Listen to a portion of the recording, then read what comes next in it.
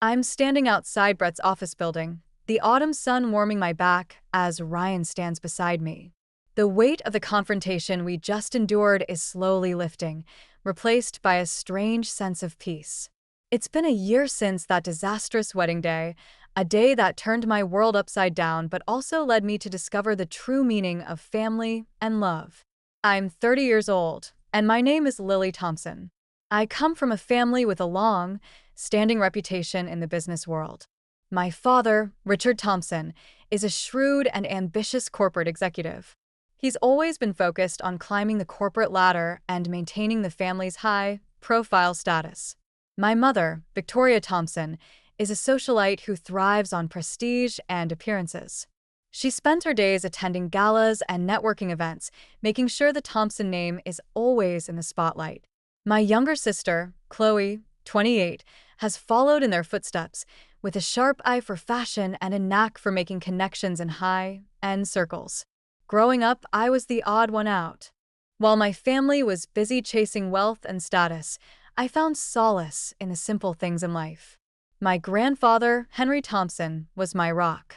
He was a kind-hearted man who had built a successful business, but never let it change his values. He owned a beautiful cabin by the lake, a place where we would go fishing and talk about life. True wealth lies in the relationships you build and the values you hold, he would always tell me. At 27, I met Ethan Reed at an environmental charity event. Ethan, 34, is an orthopedic surgeon who grew up in a middle-class family. He worked hard to put himself through medical school and chose orthopedics because he wanted to help people regain their mobility. His passion for his work and his genuine kindness immediately drew me to him. My family's reaction to Ethan was as expected. "A surgeon is fine, I suppose," my mother said after our first dinner together. "But he doesn't come from the right background. His family doesn't have the kind of connections we need." My father was more blunt. "He drives a Toyota, Lily. A 4-year-old Toyota. What will people think?"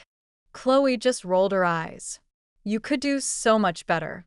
There are plenty of eligible bachelors in our social circle." But my grandfather saw something in Ethan that I did. One evening, while my parents were showing off their new wine collection to guests, I found them deep in conversation on the porch. "That young man has a good heart," my grandfather told me later. "He reminds me of your great uncle, a man who knew what really mattered in life." As our relationship with Ethan grew more serious, my grandfather's health began to decline. At 82, his body was starting to give in. During one of our last fishing trips, 3 months before our wedding, he looked at me and said, "Family isn't always about blood, Lily. Sometimes it's the people you choose to be with, the ones who share your values." 2 weeks later, he asked me to come to the cabin alone. In his study, surrounded by old books and fishing trophies, he started talking about his estate. "There are things I need to take care of, things to protect you," he said. I tried to change the subject, not wanting to think about his mortality, but he was insistent. "I've seen how your family treats you and Ethan. I need you to trust me, Lily." I promised I would, though I didn't fully understand what he meant. 3 months before our wedding, my grandfather passed away peacefully in his sleep. We gathered at the family estate for the reading of the will, conducted by his long-time lawyer, Mr. Harris. To everyone's surprise, the preliminary will divided the estate equally among me, my parents, and Chloe. "This is strange," I whispered to Ethan during the reading. "Grandfather always talked about donating to environmental causes and setting up a scholarship fund." Ethan squeezed my hand. "There's more to this, I'm sure." After the will reading, my family's attitude towards Ethan changed overnight. My mother started calling him our future son-in-law with a forced smile. My father invited Ethan to play golf with him. Chloe even followed Ethan on social media, something she had refused to do for the 2 years we'd been dating. The next day, my mother called to tell me that she had reserved a luxury hotel for our wedding reception. "But Mom, we already put a deposit on the garden venue. Ethan and I want something simple and intimate," I reminded her.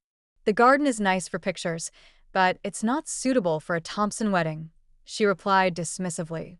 "The hotel had a cancellation, and I've already paid the non-refundable deposit." Your father would be so disappointed if we didn't use it. Over the next 2 months, every decision Ethan and I had made was systematically undermined. The simple invitations we designed were never sent to the printer. Instead, my mother ordered expensive, gold, embossed cards. My appointment with a local bridal shop was forgotten, and she took me to a high-end salon where she picked out a huge ball gown, the opposite of what I wanted. The guest list of 100 was replaced with my parents' version, which included over 250 people, many of whom I barely knew. And several of Ethan's close friends and family members were left off the list. 6 weeks before the wedding, I stopped by my parents' house to drop off some papers. I heard laughter coming from upstairs. When I peeked into the guest room, I saw Chloe trying on my wedding dress while my mother clapped. "It looks so much better on you than it would on her," my mother said. "Maybe after the divorce, we can alter it for your wedding to someone more suitable." I stepped back, my heart pounding. I called Ethan in tears and met him at our apartment. As I told him what I'd heard, he nodded. "I've noticed things, too. Your father took me to lunch last week and talked about prenuptial agreements. It felt like a warning." We realized that something was seriously wrong with my grandfather's will. He had always been clear about his wishes, and none of them were reflected in the version that was read. Despite our suspicions, we were too close to the wedding to back out. Ethan, being the rational one, suggested we go ahead with the ceremony, but be on our guard. "Let's document everything. Your grandfather trusted you for a reason," he said. The morning of the wedding arrived. I had barely slept, haunted by dreams of my grandfather trying to tell me something. My mother and Chloe showed up at the bridal suite with a hair and makeup team I'd never met. "But I already booked someone else," I protested. "She had a family emergency." "Luckily, we found someone who works with all the society brides," my mother said. 2 hours later, I barely recognized myself in the mirror. My hair was pulled into a tight updo, and my makeup was so heavy I felt like I was wearing a mask. As I was getting into the dress, my father knocked on the door. "Sweetheart, I have a surprise. Your mother and I are selling the cabin by the lake. A developer is offering a great price, and it's time to maximize our investment," he said. I was stunned. The cabin was where I had so many memories with my grandfather. "But Dad, that's where we went fishing." "It's part of our family," I said. "It's just a piece of property, Lily. It's time to move on," he replied firmly. Just before the ceremony, I found out that Chloe had switched my vows with pages from my old diary. And during the reception, things got even worse. Ethan's parents were seated at a table in the corner, far away from the main action. The special meal they had requested due to dietary restrictions was unavailable. And Chloe's speech as maid of honor was full of thinly veiled insults. Lily has always been the odd one in our family. While I was at fancy parties, she was out saving the environment. And now, she's landed a doctor. "Well, at least he's a doctor," she said with a wink. My father, already drunk from the expensive champagne, stood up next. When Lily told us she was dating a doctor, I had high hopes. But then we met Ethan. "Well, he's a doctor, I guess. But he doesn't quite fit into our world," he slurred. I could see the pain on Ethan's face. During the chaos of the reception, I noticed my father's suit jacket hanging on a hook. On a hunch, I checked the pocket and found a torn piece of paper. It looked like a part of a will, different from the one that was read. As I was about to examine it further, I heard voices approaching. I quickly put it back and ducked into a nearby alcove. I overheard my parents and Chloe talking. "The prenup might be a problem, but we can find a way around it. Once she realizes she can't have the lifestyle she's used to with him, she'll come to her senses," my father said. "And if not, we have the real will," my mother added. I rushed to find Ethan. "We need to leave now," I said. He didn't ask any questions. He just took my hand, and we slipped out of the side door. We drove to the cabin. "I think grandfather left something here for us," I told Ethan as we drove through the night. When we arrived, we started searching his study. After an hour of looking, I noticed a fishing photograph on the wall. It was from the day I caught my first big fish with my grandfather. I remembered him telling me to trust my instincts. I lifted the photograph, and behind it was a small safe. Ethan and I tried several combinations. Finally, I remembered the date of that fishing trip. I dialed it in and the safe clicked open. Inside were a sealed envelope, a USB drive, and a legal document labeled Last Will and Testament of Henry Thompson. I opened the envelope and started to read. My dear Lily, if you're reading this, it means you've discovered the truth. The will that was read was a test. I wanted to see if your family would finally accept Ethan and respect your choices. I'm afraid they've failed. The USB drive contains recordings of conversations I had with your father, where he revealed his plans to manipulate you and your inheritance. The cabin and the majority of my estate are yours. I've set up trusts for environmental conservation and for the hospital where Ethan works. Your parents and Chloe will receive modest trusts, enough to prevent them from contesting the will, but not enough to support their extravagant lifestyle. Trust Mr. Harris. He has been following my instructions all along. Remember our times at the lake, and know that I'm so proud of the person you've become. Ethan is the right man for you. Never let anyone tell you otherwise. All my love, Grandfather.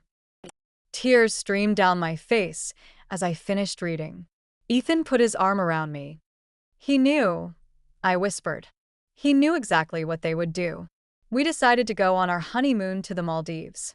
While there, I called Mr. Harris and gave him the code phrase from the letter. He was relieved to hear from me. I've been waiting for you to call. Your parents have been trying to contest the preliminary will, but I've been stalling, he said. Over the next few days, we documented everything that had happened at the wedding. We contacted the original vendors, who were happy to provide statements about how they were contacted by my family and asked to change the arrangements. But then, we discovered that my family was trying to build a case that I was mentally unstable. They posted photoshopped images of me on social media, claiming I had a breakdown at the wedding. They also hired a private investigator to look into Ethan's background. We called Mr. Harris again. He told us to accelerate the process. We have all the evidence we need. Let's execute the real will, he said. When we returned home, we met with Mr. Harris and my family at his office. My parents and Chloe were shocked when they learned about the real will.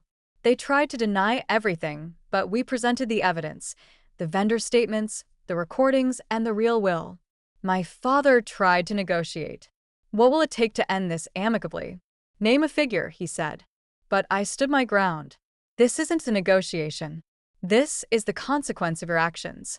Grandfather gave you a chance to change, but you didn't, I said. In the end, my family had no choice but to accept the trusts in the real will. The legal battle was over, and we were finally free from their manipulation. 6 months later, we renovated the cabin and made it our permanent home.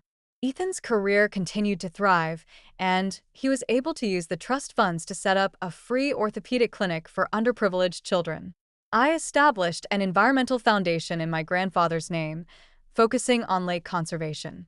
On a beautiful spring day, we held a small vow renewal ceremony on the dock of the lake. It was just us, our close friends, and Mr. Harris. I take you, Ethan, as my husband, not in a wedding planned by others, but in a place that represents our true values, I said. Ethan's vows echoed mine, and as the sun set over the lake, I knew that we had found our real family, the one we had chosen for ourselves. Looking back, I'm grateful for everything that happened. It taught me that sometimes you have to stand up for what you believe in, even if it means going against your own family. And that true family is built on love, respect, and shared values. What about you? Have you ever had to make difficult choices to protect your future happiness? Share your experiences in the comments below. And don't forget to like and subscribe if this story resonated with you. Your support means the world to me as I continue to share the lessons I've learned about finding authentic connections in a world that often values appearances over substance. Thank you for being part of my journey, and I wish you the courage to create a life that honors your own true values.